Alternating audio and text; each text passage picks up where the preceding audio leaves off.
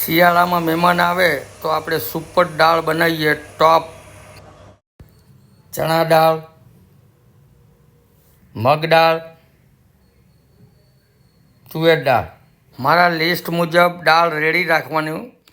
તજ, લવિંગ, હળદર નાખી દેવાની. 2 સીટી ચડાવી દેવાની મિત્રો. તો દાળ રેડી થઈ ગઈ છે. લસણ, અદરક પીસી રેડી કરવાનું અને એની અંદર પાણી નાખી દેવાનું ધાબા સ્ટાઇલ. ધાબાવાળા આવી રીતે પાણી રેડી રાખે છે.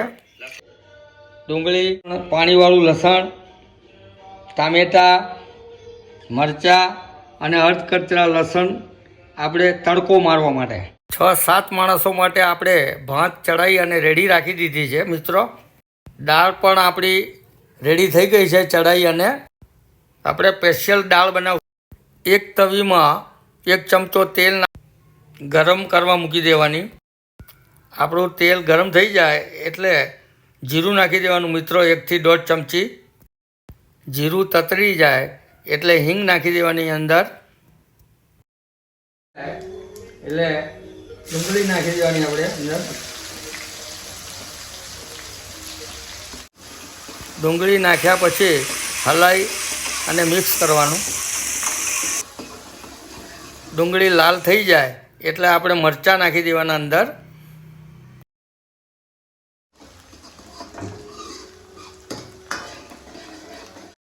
પીસેલા ટામેટાં નાખી દેવાના અંદર, અડધું ટામેટું.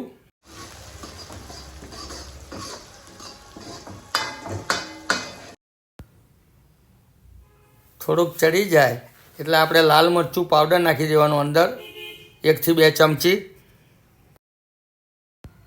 અંદર 1 થી 2 ચમચી ધાણા જીરું પાવડર નાખી દેવાનો.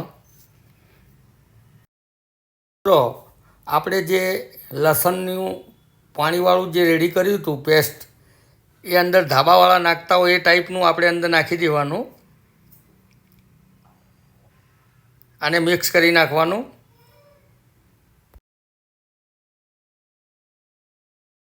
આપણે દાળ નાખી દેવાની.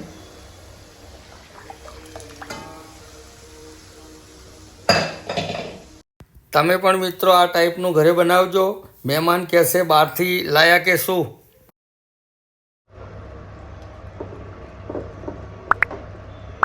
કોથમીરી નાખી દેવાની અંદર ઉપર.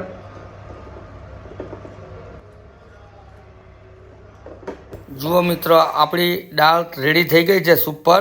હવે આપણે તડકો મારશું ઉપરથી. ઘી નાખી દેવાનું અંદર. થોડુંક તેલ નાખી દેવાનું અંદર. જીરું નાખી દેવાનું પહેલાં.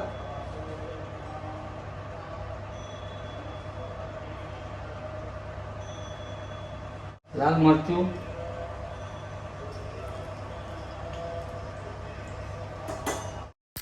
જીરું તતડી જાય એટલે હિંગ નાખી દેવાની અંદર, અડધી ચમચી.